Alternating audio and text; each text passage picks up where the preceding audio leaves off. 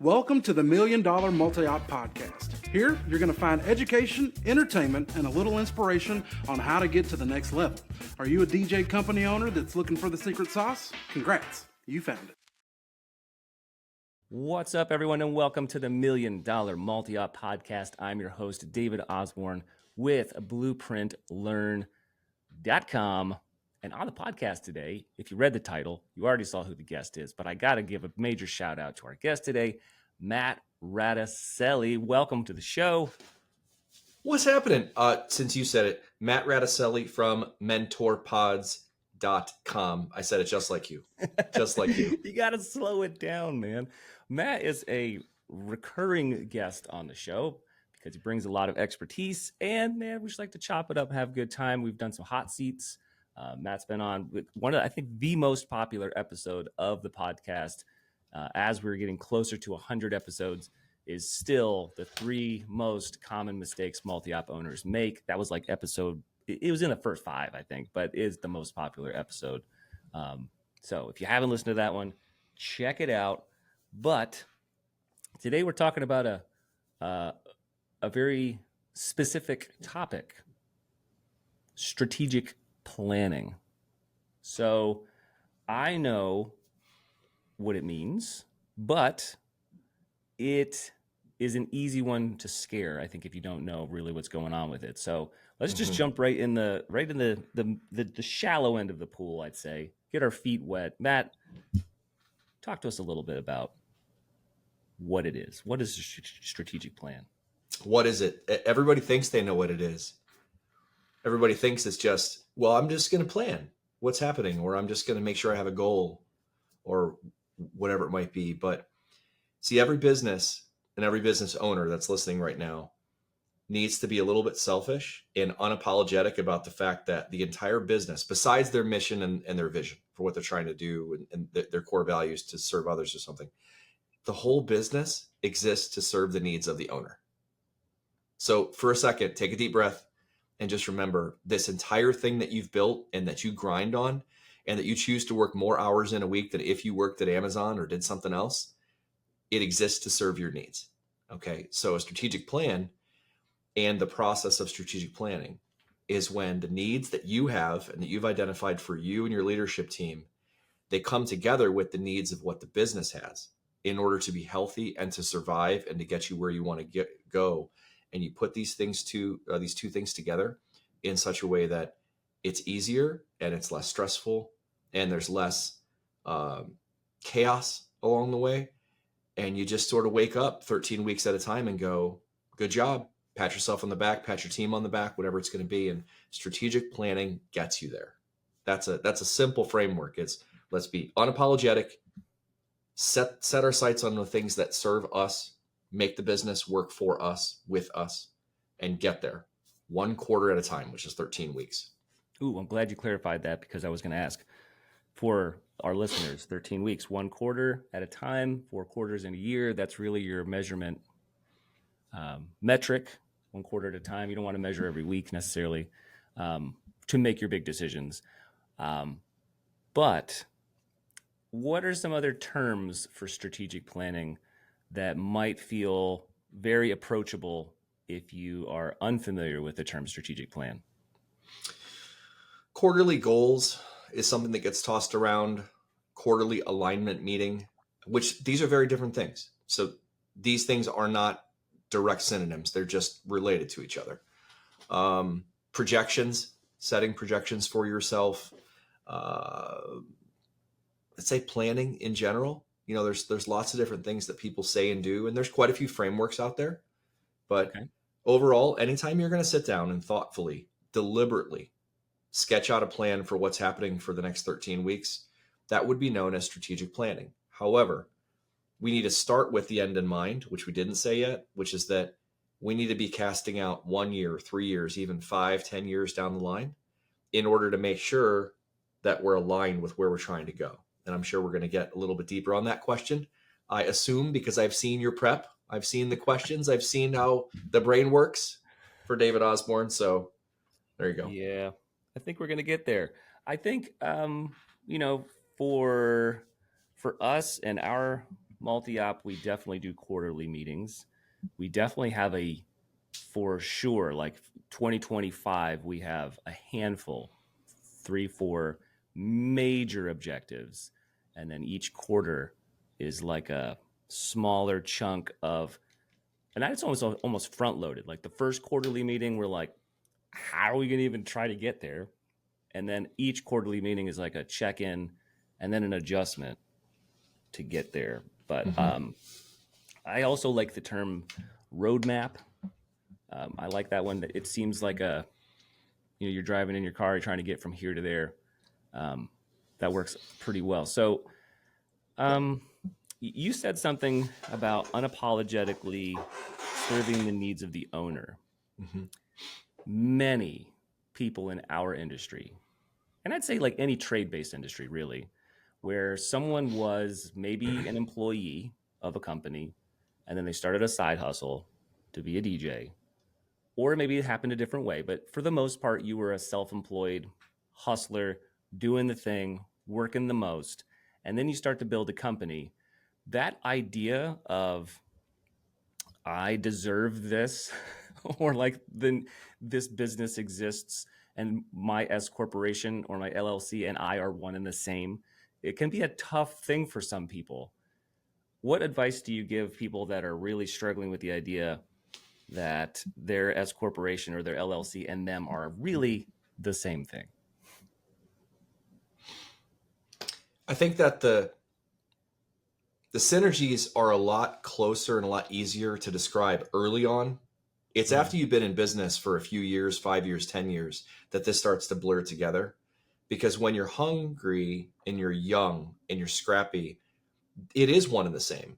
You show up to work, you do the thing, people like what you do, you get paid. Wash, rinse, repeat. You go and do this thing. But it starts to get hairy and a little bit fuzzy and gray somewhere in the middle. I don't want to wrap it up only to the idea of like midlife crisis or change, but imposter syndrome is real. Self-sabotage is real. So there are many people that are listening, including myself. I don't know if you've ever suffered from it, but I have a hard time accepting success sometimes. And success, by the way, is whatever anybody defines for themselves. It's not this, rubber stamp thing. But this entire thing is about understanding what you want and getting there. So one of the things that we do is we take people through the concept of life planning or life planning 2.0. And it's this cocktail of the bucket list and what are the strategic plans for your family and your personal life. Because if we can identify what those things are first, then we can identify how many hours do we need to work? How many weekends do we want to be off as an owner? How many times do we want to have to say no or choose to say no to being at a family event, which we all know comes with the territory, right? Like it is what it is. But the strategic planning side of it is when you bring it all together and you prioritize you in that order and then the company second. And you get there. It sounds like you're saying that strategic planning is rooted in some visionary work, some reflective visionary work for your own life, which again can be hard for people. So you work with a lot of entrepreneurs, and when you said we help people with this, I assume you're talking about Mentor Pods and the Mentor Pods community. Yeah, well, Mentor Pods and our team, within our parent company is called Kobayashi Maru. The Mentor Pods group and the facilitators and instructors, we work with people in the program and outside of the program at the same time. But let's break it down to the concept that if you and I were to work together and you were to say, hey, can you help me plan a quarterly agenda that's going to be great for my team? I would say, yes, I certainly can. But before I did, I would say, hey, David, do you guys have a 3-year vision or a 1-year plan? Because you use the term roadmap, which we use all the time.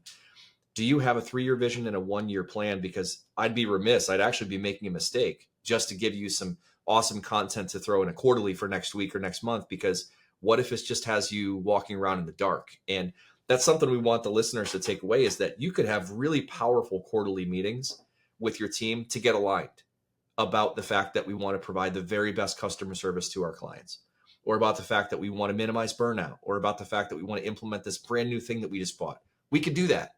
We can do all that. But we can do all that jazz and not get anywhere closer to our goals 90 days later. And what you don't want to do is wake up 3 years later and go, I've been doing the same thing for a few years and I'm not any closer to my goals. or worse off, we didn't have any goals. Yeah.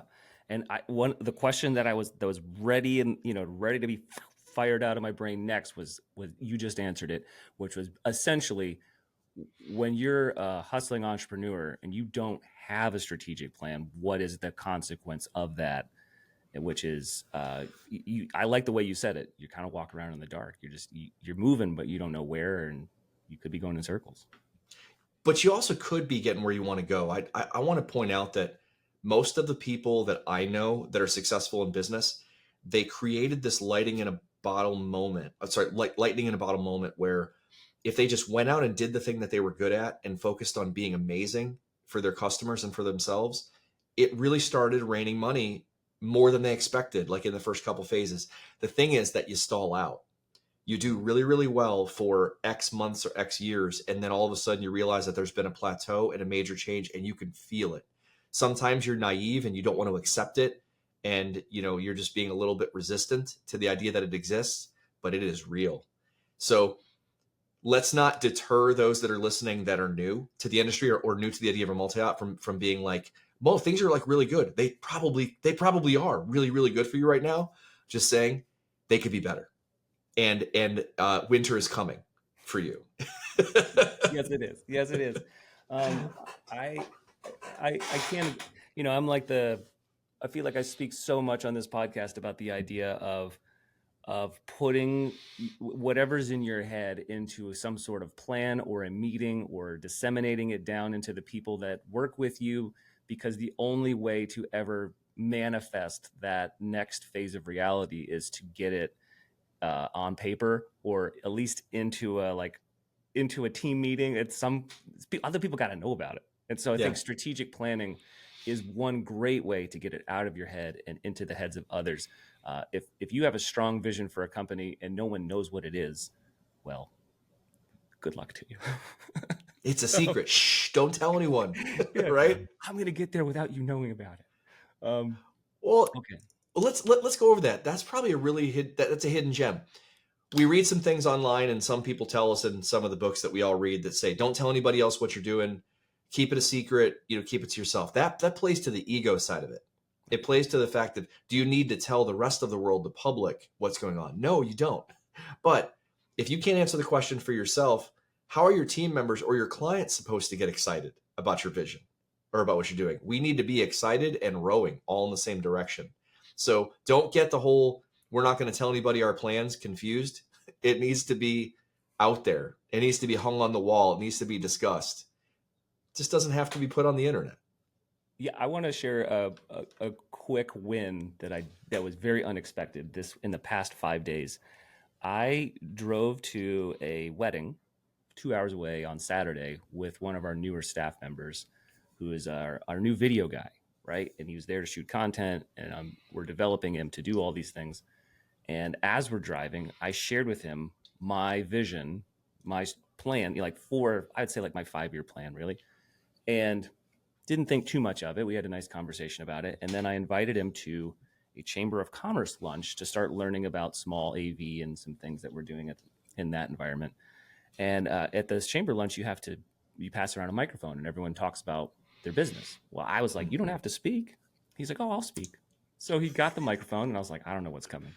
He stands up and had digested the vision and spoke to the room about our vision and what we're doing and where we're going. And I was like, hot damn, so it was like a small one. I didn't expect it. I will say that the side note is that the dude has acting chops and an acting background, so he was not afraid to speak in front of a lot of people. Nice. But it was like, okay, the words that you say matter, and the way you say it to your people on your team matter, because they're going to parrot it back out to other people. So you got to make sure that vision is clear, it's digestible, and people can remember it, I think. Well, you just showed me yours, so I'm going to show you mine. I have a story too from the last few days. We did a session about 5-6 weeks ago, and we introduced the idea with a small group of strategic planning. We showed them an example, and tell you what I'll do. I'll actually give, if we do a download link inside the podcast thing, I'll give a sample or a blank strategic plan document. Okay, so everybody can see what I'm talking about. We showed an example of one that was blank and one for a company. And one of our mentor pod students, without any sort of class about it, because we don't really do a lot of strategic planning in the first year of the program, they did it and just came back to us this week and said, I was able to achieve all the goals that I set for this quarter within about 5 weeks. And I'm all done for everything that was happening. And it was just one of those, like they watch one, do one, teach one. They literally just are like, oh, I understand this. I can do this. Boom, off to the races, and just got some awesome stuff done, which was including a revenue goal. So to hit a revenue goal 5 weeks into a 13-week quarter, I was like, okay, you go. So crank the knob, man. Look, I love it. yeah. And it's cute because I was like, you did a great job, man. High five. Like, all the things. And I was like, we didn't set the goal high enough. like that's always me. Yeah. You can do better. Even more. Like, good job. Exactly. Okay. So what are some common ingredients of a simple but effective strategic plan? So there's a few different frameworks in the books that you could read. I'm going to name out a couple books and concepts for those out there. So EOS, which is known as the Entrepreneurial Operating System, that's by a guy named Gino Hickman. There's a book called Traction and Get a Grip. That speaks to a framework where you break things into boulders, a 3-year vision or 3 and 5 year, 1 year plan, and you break things into boulders and then rocks. So remember earlier when you said we have these big things that we do throughout the year, by the end of the year, those are what would be known as boulders. Mm-hmm. And then on a quarterly basis, we gut check all the things that keep coming up as either struggles, and weaknesses and threats for the business. And we make these things called rocks. So when we walk away from that strategic plan, we build out the 3 to 5, maybe 7 max things that we're going to do on a quarterly basis. But in addition to that, it's important that your mission is listed on it. Your vision, this is overall about, what your business does and why it exists. Why does your business exist? And then core values are a really, really big deal. So when you envision this document that I'll send out there,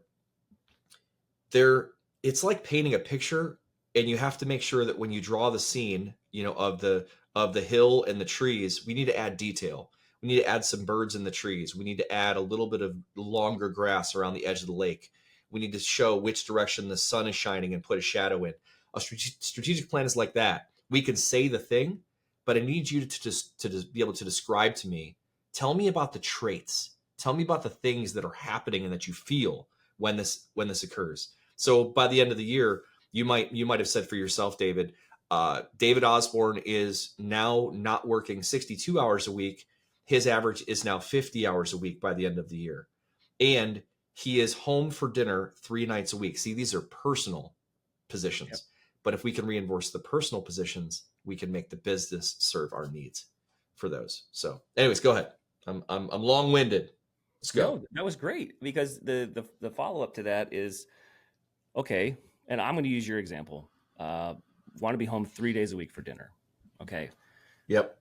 Being able to connect. So I think something that I feel comfortable with, it's in my strengths column, is being able to say, operationally, how do you reverse engineer a thing? That's just me though. So to explain that to someone that's not in their strength column, that might be in a weakness column or a growth area, we're like, okay, I don't get it. I don't see how getting 3 days a week, being home when I'm not home, what do I do? How do I actually turn it into a business goal?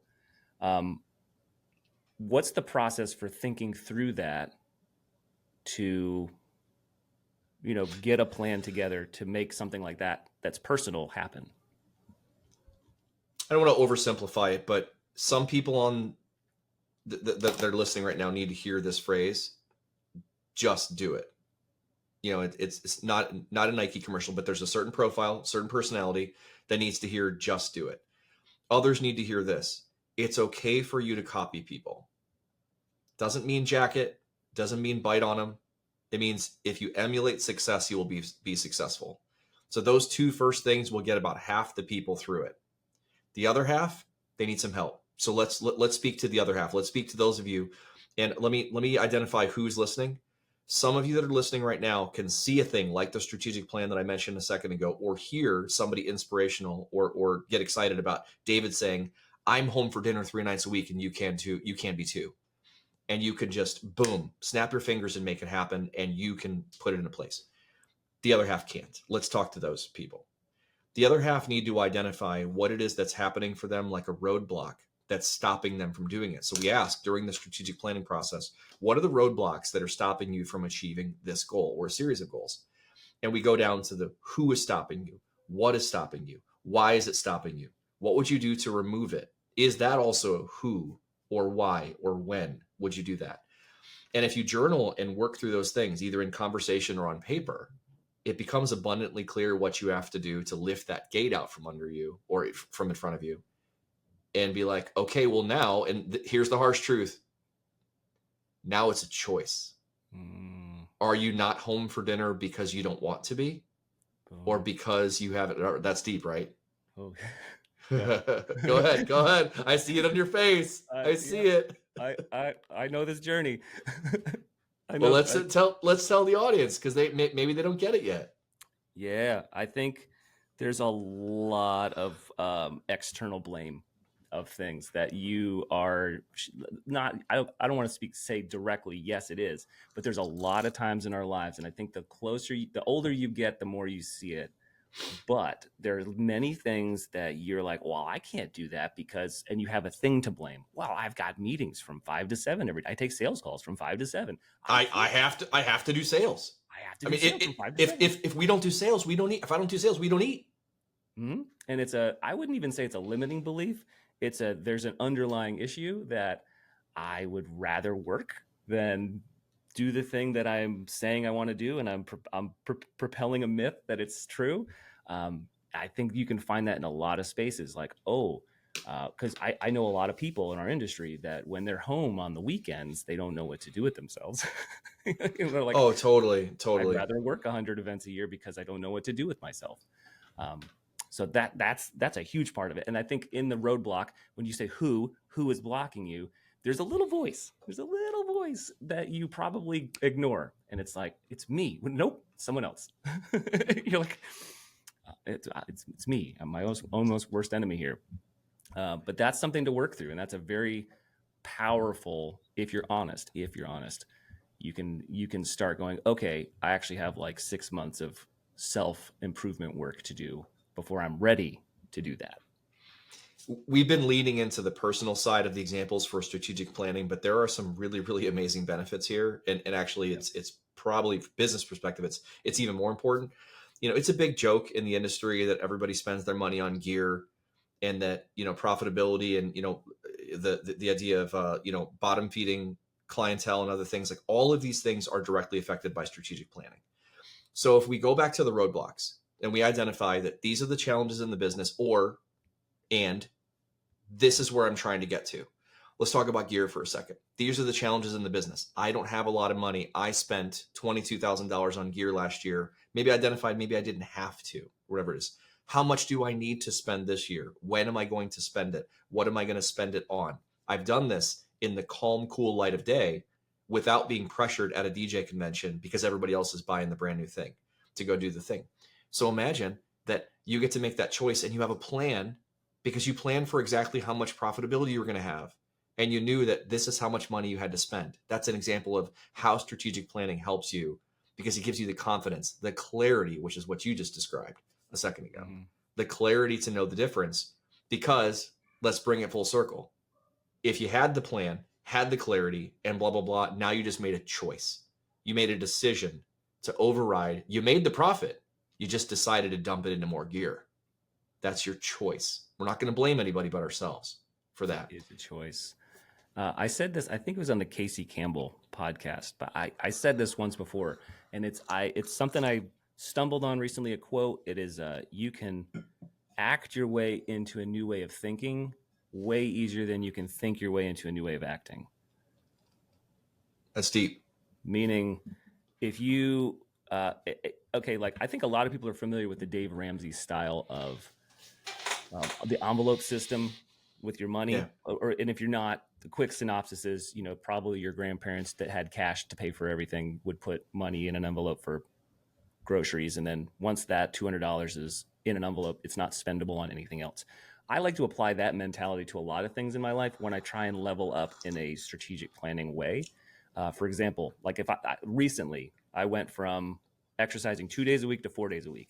It's a major time commitment change in my workday. That's another 4 hours a week that I got to do something else with. And I'm like, how am I going to what am I going to do with that work? I was wondering why you look so ripped. I'm just saying. It's just a filter. It's AI.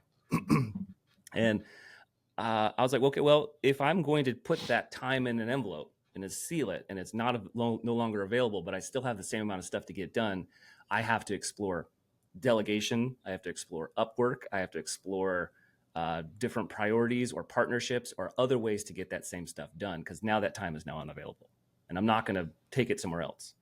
Yeah, man. You're speaking my language, but let's expand on this. So time is the thing that you can't make more of. And we can always go make more money.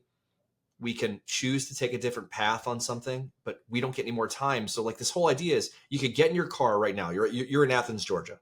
If I said to you, where do you want to go? And you said, because you had a general idea, you're like, I want to go to the West Coast. I'm going to go to LA. Yeah. If you just got in the car and didn't have a GPS, could you get there? Yes. Would you take a couple wrong turns along the way? Yes. How long, what percentage would it take us double the amount of time if you had no map? Oh God. Right. Me in the car? God, it would take a month. I mean, if we really want to make the example great, we take away the street signs, because I think that's cheating. But the point is, if you don't have a strategic plan, it doesn't mean you can't get there. It means it's going to take you a lot longer than it needed to. And what did we waste? That was the whole point. The time. Because every hour that you save is an hour that you earn to spend on something else that you choose to spend it on.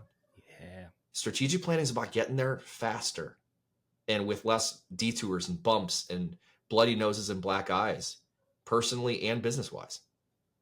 Yes. And I think there's a lot of people that we look up to on Instagram and influencers and business influencers, and they're like, oh yeah, 4-hour work week. And you're like, okay, Tim. like that's cool, man.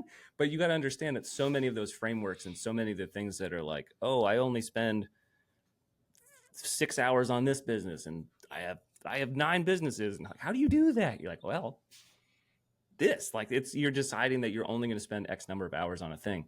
And starting to detour a little bit on the conversation. So I'm going to bring it back into, this is all great. This is all good. This is rah. I'm going to make a strategic plan. Let's do it. Let's get excited. Let's implement. I've got some vision. I'm going to set some time aside and get this going. How do we avoid letting it get dusty? Or how do we make sure that we continue to revisit it with rigor and with intention? It's hard. It's hard. So there's no magic pill here. Strategic planning, the first time you do it, it's like for those listening that may have had an adult beverage or two in your life, the very first time that you do it or you experience a thing, the high is the biggest that you'll ever have. Strategic planning, the first time you do it, you're going to be like, I can rule the world. Like, I'm going to take over everything. Like the very first one, because it's like, this is the way. Mm-hmm. You're showing me the path. And then, like a lot of things, it levels off and it plateaus, and then it starts to feel a little bit stale. Honestly, it starts to feel a little bit like a chore, like it was fun at one time and now it's no longer, and you have to fight through it. So most companies, most groups, even if it's an individual, even if you're a team of one building your multi-op, it takes about a year to settle into what it is that you're doing. So 4 to 5 quarterlies and an entire cycle, which, by the way, we know that everybody listening today is cyclical and that you've got this crazy seasonality. You need to make it through 2 really great periods and 2 slow periods to have the confidence to lean in year 2. That's what it takes. But you're going to love it first time you try it, but you got to fight through it. Hey, does this sound familiar, David, about working out? Same thing. Yes. Yes. You see some immediate gains, you feel really good, and then you start to get frustrated because the gains aren't coming as fast as they once were, and you got to push through it. Yes. I think that's where you get all of the peripheral support, right? That's where your self-discipline, your calendar management, your goal setting abilities, the cohort that you might be in, if you're in a Mentor Pods Pro and you've got accountability, whether you're in you're sharing with your team. If you've got a team that you're speaking to and you have quarterly meetings and they go, hey, David, what about these 3 things on the rocks that no one did? You're like, if, one of the things we do in our quarterlies is I have the slide deck and the slide from the last quarterly that has the rocks on it. I Mm-hmm. bring it up and I have color coded which ones have been done, which ones haven't. And I do Mm-hmm. that myself, but I'm like, sometimes there's some things that don't get done. There's some things that are like, whoops. Like we did eight. No, David, there is no whoops. There is no whoops in strategic planning. Okay, so let's clarify for everybody. You set up a strategic plan. You had your boulders. These are the things at the end of the year, and then you set your rocks. I want to clarify my whoops. If you didn't do it, it was a choice, or you had to prioritize something higher than it. I Okay? want to clarify my whoops because it's not. You're correct. It wasn't a whoops. It was Okay. This one didn't. This one lost its priority on purpose. Yeah. Okay. I mean, you're in excuse territory. Now, I know that you are a very disciplined person. So what I'm doing is I'm speaking to the souls of others. Okay. It can be really easy to translate 90 days later this thing and be like, well, that's not really what we meant, but what we really wanted to accomplish was blank. We got to get away from that. When we design the rocks, which are the quarterly goals, 13 weeks, 90 days, we have to be very intentional and we have to use SMART framework. So if one of the goals was for you to design 5 new systems and processes, for instance, when you design the rock, you say, I will write 5 new systems and processes for my business by the end of this quarter, insert date here. And it will include, maybe you already knew which ones were the worst ones. You would say, it's going to be the scheduling SOP, and it's going to be the how we're going to load the van SOP. It's going to be how do we follow up with customers that owe us a late payment SOP. All the things that were painful from that quarter, we're going to identify it because I want to make it literally impossible when you show up to that next quarterly, when you put up the slide, which is the best practice you just said, and go, let's review last quarter's rocks. No one in the room, including you, should go, what did we mean by that? Or, it just really wasn't as important as we thought it was. Just saying. Just saying. Boom. If Ian was here and he was cueing the sound effects, that'd be a level up right there. Having a mindset to understand that you got to break things down into bite-sized chunks. The whole how do you eat an elephant one bite at a time? That's the thing we didn't talk about today, which is that you can't get it all done instantly. And in this industry, especially DJs that are listening, y'all are so used to go make a pile of money on Saturday, wash, rinse, repeat, and go do the same thing again. And everything is instant gratification. You're in a business that gives you so much so fast, and you're basically poisoned in some ways. Setting goals that are further away, and then saying to yourself, what would I have to accomplish for the next 3 quarters in order to accomplish that thing? So that's very different. What would I have to do this quarter in order to get me to that thing on December 31st or by next year? That's the thing we didn't talk about, which is we have to have the mindset for it to be okay to have slower, intentional results. And I think if that is something we can bake into the minds of those that are listening, that's huge. You need to slow down to speed up. Straight out of Cars. You got to slow down to speed up. Ka-chow. What about, as you're saying that, I was thinking about the power of scorecards, weekly scorecards, for someone who needs that reminder, visibility, kind of like digital support to get that gratification or to see things in the red or to see the trends. And I understand we're not making decisions on a weekly basis, but when you put in, for a financial scorecard, just, let's say you're putting in $10,000 of revenue and you had $12,000 between your COGS and your fixed expenses that week, and you go, oh God, what is going on? And that might be perfectly normal because it might have been you may have purchased some big gear, or you may have had a busy weekend, and it's maybe that's an abnormality for you, but still that feeling that you get when you input those numbers helps to keep you disciplined and helps to keep you on track towards those goals because you're regularly checking in and looking at it every single week. So I can't speak highly enough about what MentorPods does with developing business leadership through trackable data and trackable, templates, because that really has helped me and helped my team. And then we have created other scorecards from those models for other things that we want to track. And we really live in a scorecard world these days, which helps us a lot. Well, thanks for saying that. If we were to rate 101 through 401, which, we do a lot in the program, the 101 level is understanding scorecards. We just need to be able to keep score, guys. We just need to be able to take the thing that's happening and keep track of it. Strategic planning is 301 and 401 level. It's a little bit, a lot of bit, sometimes an insane a bit more difficult. But anybody who's listening, if the scorecards David's talking about, reach out to me, matt@mentorpods.com, and just tell me like which scorecard you want. I'll send you one for free. But basically, if you want the financial scorecard, the sales, the marketing, or the whatever, David's explaining that strategic planning can benefit from the idea of keeping track of the results of the thing that you're trying to move the needle on. And he said earlier, and I don't want to confuse it, we keep track of data weekly. We don't make decisions with it any sooner than monthly or quarterly. So we want to start the machine running, crank it over, get it going. And yeah, I agree with you. Anyways, the scorecards are where it's at. And just like you, I've got scorecards on scorecards on scorecards. So Go team. And well, like I said, I think calendar management, we know when our quarterly meeting is. We know the team knows when it is. It's on a calendar already. We know we've set aside time for it. And there's a lot of communication that goes into it. And it's really the guideposts of our business. So what happens when you're offered the opportunity to work a corporate gig the day that you have your meeting? What do you do? Well, for us, we would reschedule it within 3 to 4 days. We wouldn't move it very far. Okay, you either protect the time or you reschedule immediately. So if you have an opportunity, what we don't do is fall into the pattern of, well, we had to cancel that one. No. Oh yeah, no. Nope. We've seen the value of them so much, so much that we're not. Yeah, they're gold. I'd say that's one of the biggest takeaways ever that I had from Mentor Pods was the idea of quarterly meetings and the strategic planning of them.